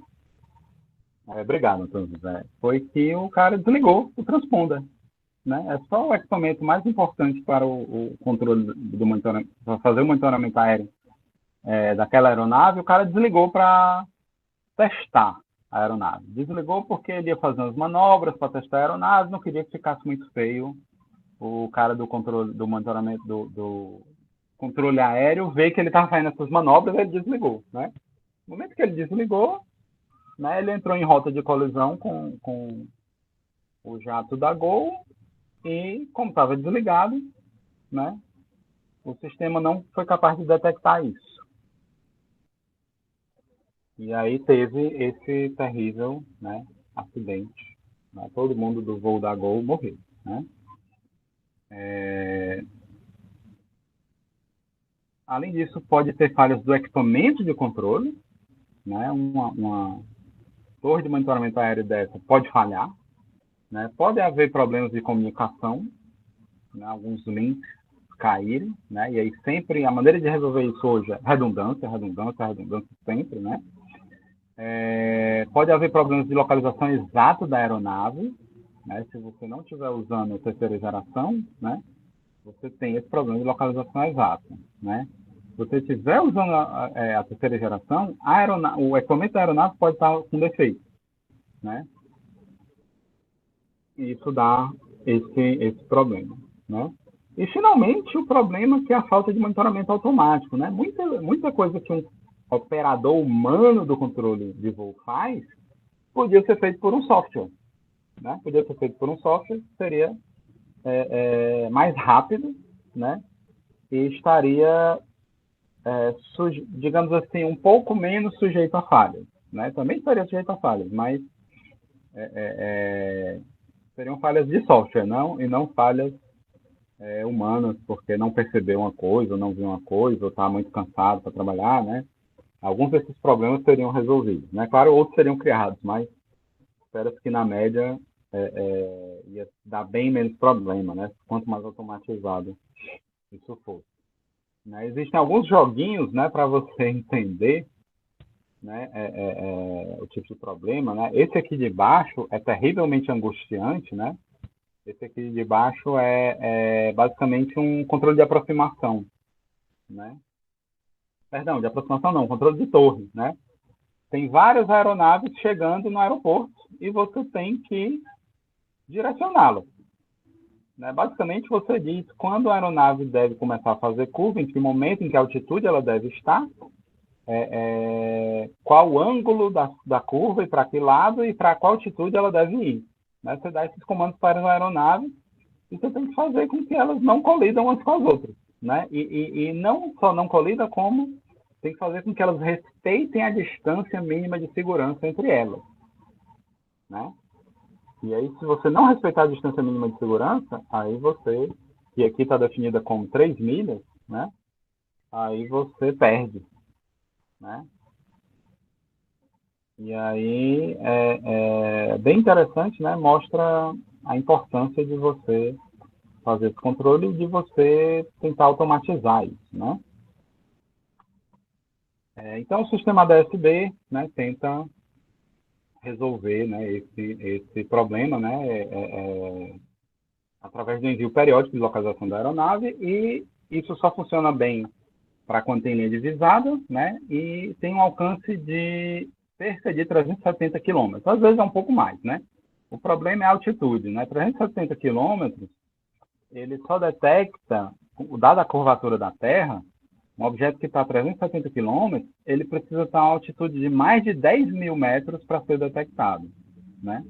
Então, se ele está abaixo de 10 mil metros, a 370 quilômetros de distância da antena, ele não vai ser detectado. Né? Então, você precisa ter uma boa cobertura de antenas para poder pegar a maioria das aeronaves. Né?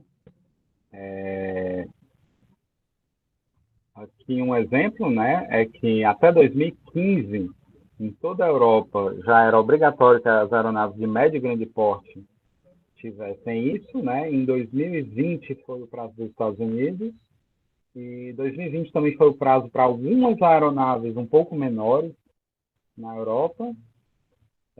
Aqui é um exemplo, né, do monitoramento feito pelo site Flightradar 24. Agora tem um site menor, um nome menorzinho, fr24.com, né?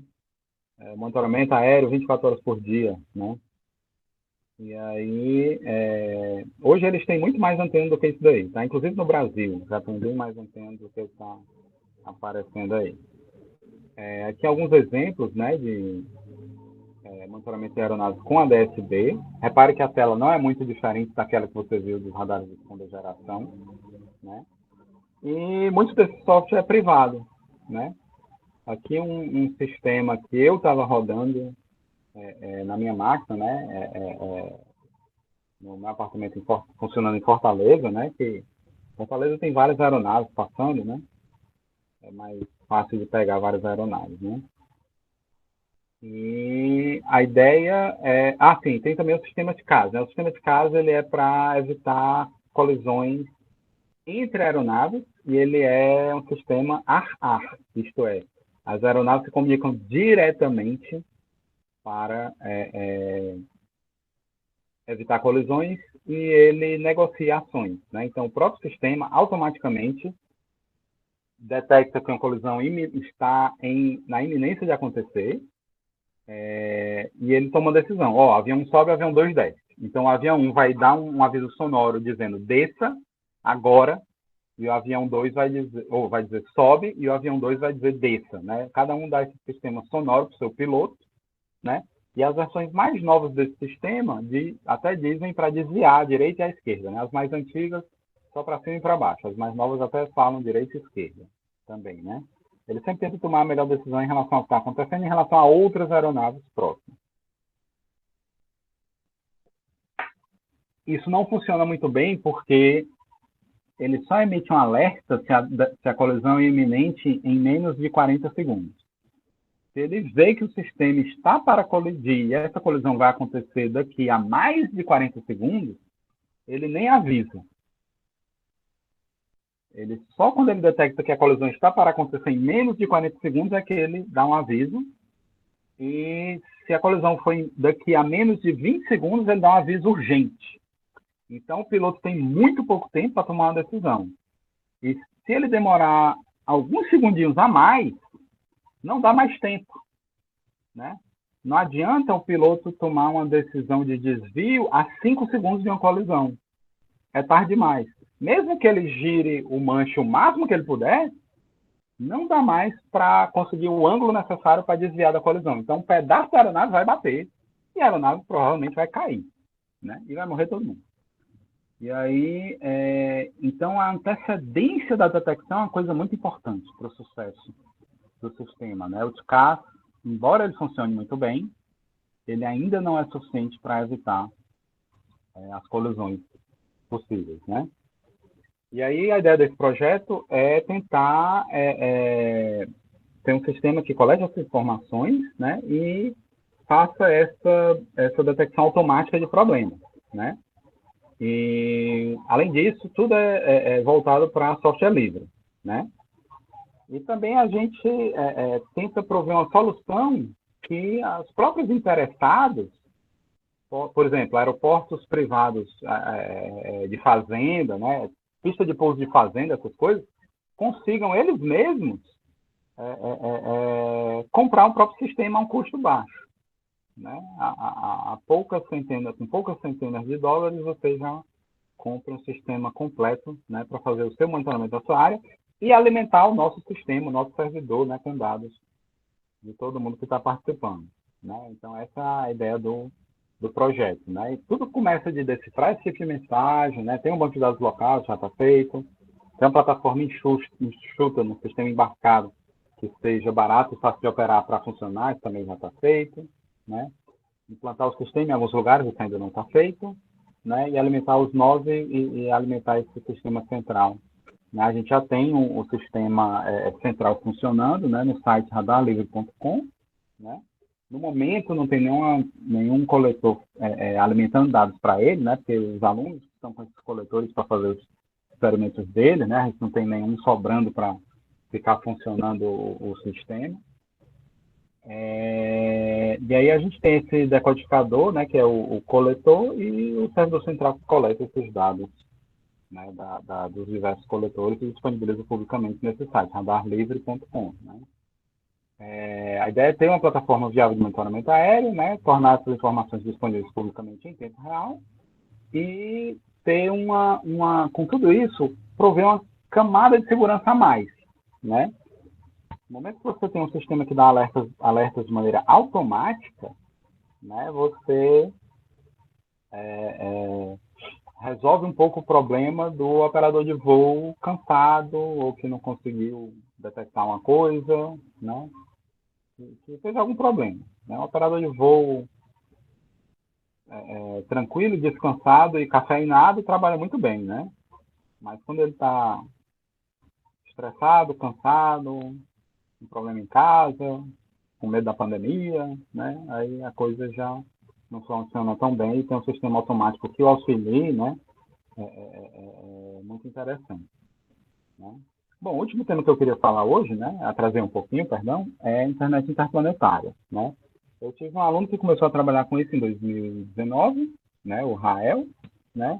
E ele foi um assunto bem interessante, né, que também é mais um tema para a gente trabalhar, né? A ideia é que a IPN, a Internet Interplanetária, ela tem um modelo de comunicação semelhante à internet atual, mas ela atua no espaço profundo e isso traz diversos problemas característicos, eu vou detalhar daqui a pouco. Tipicamente isso é usado na comunicação em missões, né, para envio de dados de pesquisa e também o controle de dispositivos à distância, mas a ideia é que isso possa ser expandido para outros usos, inclusive usos civis, né? E inicialmente, né, a ideia é permitir a exploração do espaço, né? Então, no momento, a quem interessa a IPN? Bom, as agências espaciais governamentais, né? A NASA, a ESA, a CINESA, a JAXA, claro, a agência de todo lugar do mundo, né? Inclusive a brasileira, né? Também interessa. Recentemente a gente teve a notícia aí, né, de que a China conseguiu pousar um equipamento de pesquisa em Marte, né? Bem interessante, essa semana, né? Isso também interessa a empresas privadas, né? Duas famosas, né, são a SpaceX e a OneWeb, né, que tem interesse comercial nesse tipo de coisa, né, nessa internet interplanetária. Bom, quais são os problemas, né?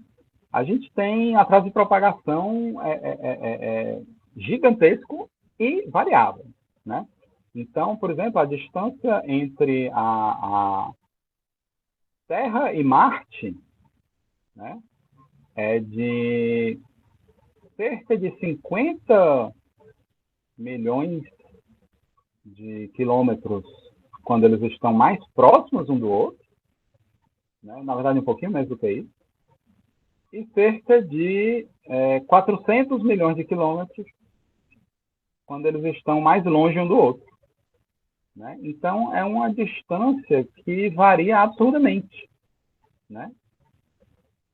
Então, não dá para prover um modelo simples de comunicação, o dado vai chegar lá em tantos segundos. Não, vai variar, né? E vai variar a cada instante, vai ter um valor um pouquinho diferente, né? E o sistema precisa prever isso, né?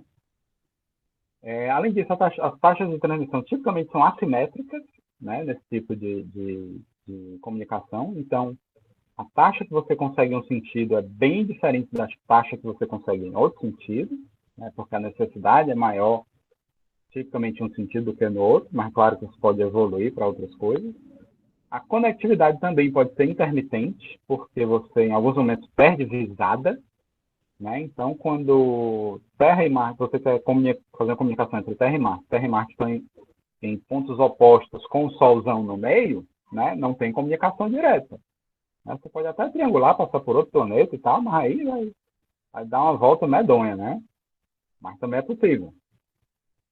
Você tem também, nesse tipo de comunicação, altas taxas de erro de bit, né? Muita interferência nas transmissões, né? Tanto interferência de radiação espacial, né? Quanto, sei lá, possivelmente, né, pessoal, enxadar, né? Possivelmente ETs interferindo na comunicação, não sei, né?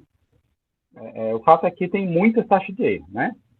E é preciso lidar com essas taxas de erro, né? Uma das maneiras de lidar é usar algoritmos de correção de erro, né? Não só detecção, mas correção de erro.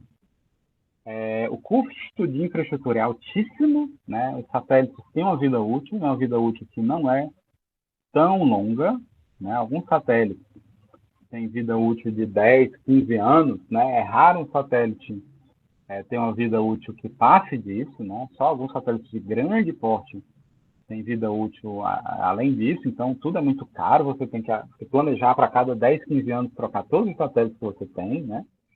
É um negócio muito caro. Tem as constantes físicas, né? Não dá para fazer uma comunicação que é 5 vezes maior que a velocidade da luz, para ver se chega mais rápido. Não dá, né? É impossível, né? Pelo menos com a tecnologia de hoje é impossível, né? Boa parte da física é baseada na ideia de que não dá para ultrapassar a velocidade da luz, né? E tem alguns outros fenômenos que podem acontecer, né? Um deles é o chamado efeito blackout, né? Que inviabiliza a comunicação em alguns momentos, né? Então, aí uma ilustração da Academia de Ciências da Califórnia que mostra, duas ilustrações, na verdade, né? Que mostra que Terra e Marte podem estar bem próximos um do outro, né? Mas também podem estar longe que só, né? Dependendo do momento. E essa distância não é uma coisa que aumenta e diminui, assim, de maneira, digamos assim, constante ao longo do ano, não. Ela pode passar vários séculos até se repetir, né? Então, é um comportamento de longuíssimo prazo, né? Essa distância. Não é tão simples modelar isso também. Bom, o que pode ser feito para a IPN funcionar? Primeiro, repensar os protocolos. Tanto o protocolo de roteamento da internet tradicional precisa ser um pouquinho alterado, quanto o protocolo de transporte, né? Especialmente a parte de controle de congestionamento, controle de fluxo, né? Onde você, por exemplo, os timeouts do TCP, os maiores timeouts tipicamente são de 5 minutos.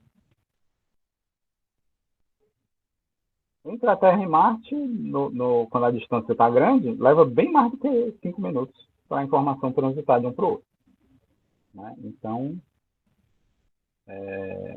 isso pode ser um problema, né?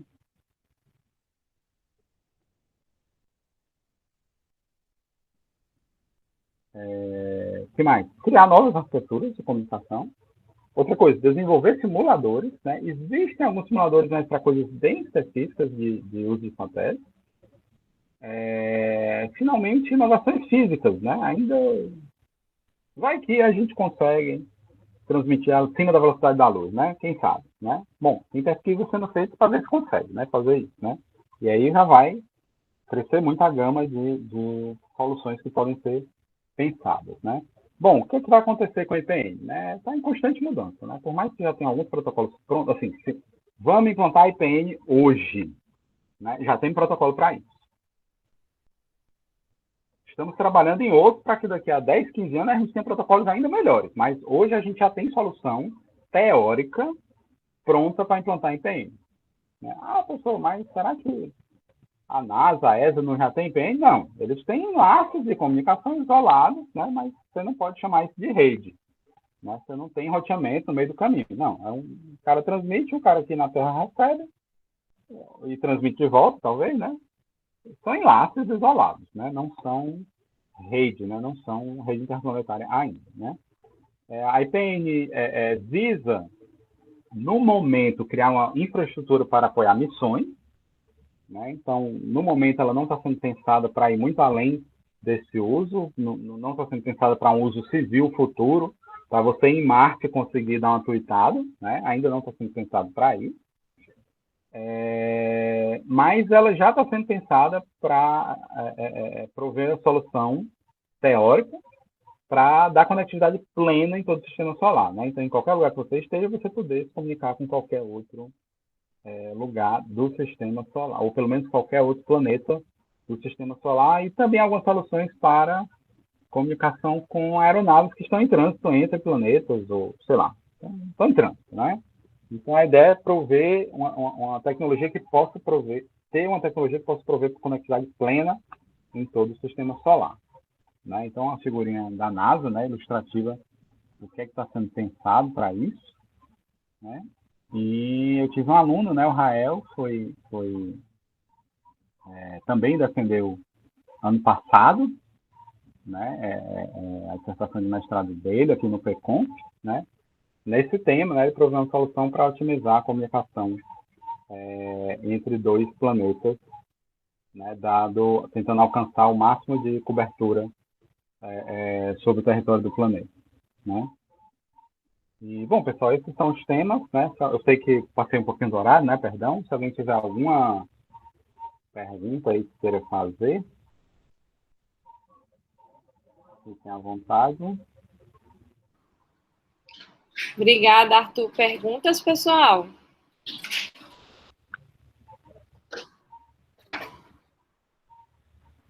Professora, eu tenho uma pergunta.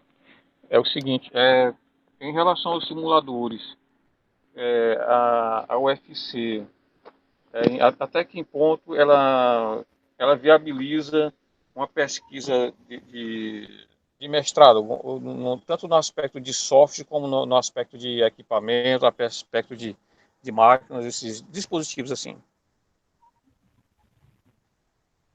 Certo.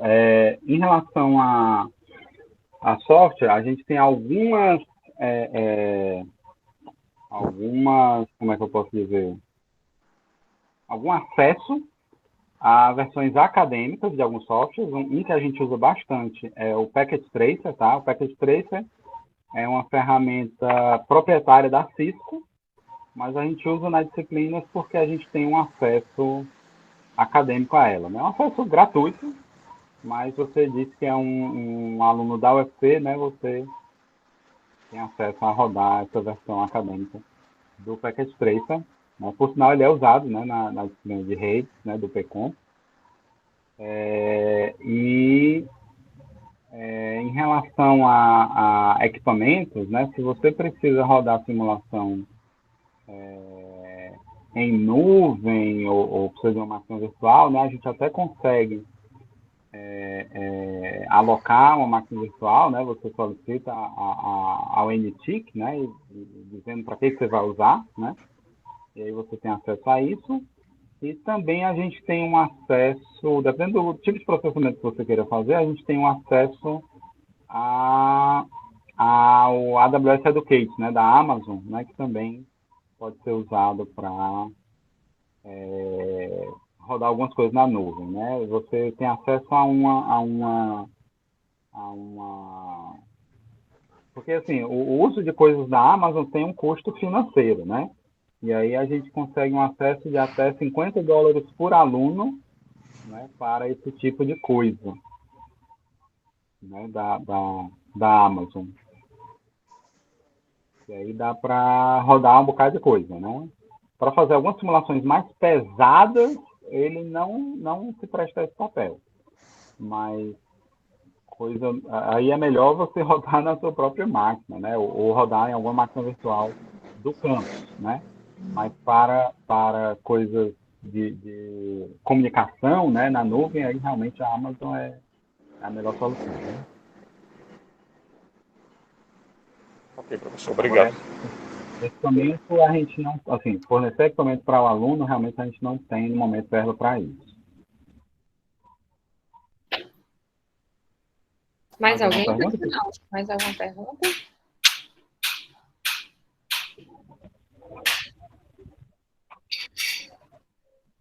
Não? Ótimo. Muito obrigada, né, para o professor Arthur pela excelente palestra, né? A ideia é a gente apresentar temas diversos, né, na disciplina,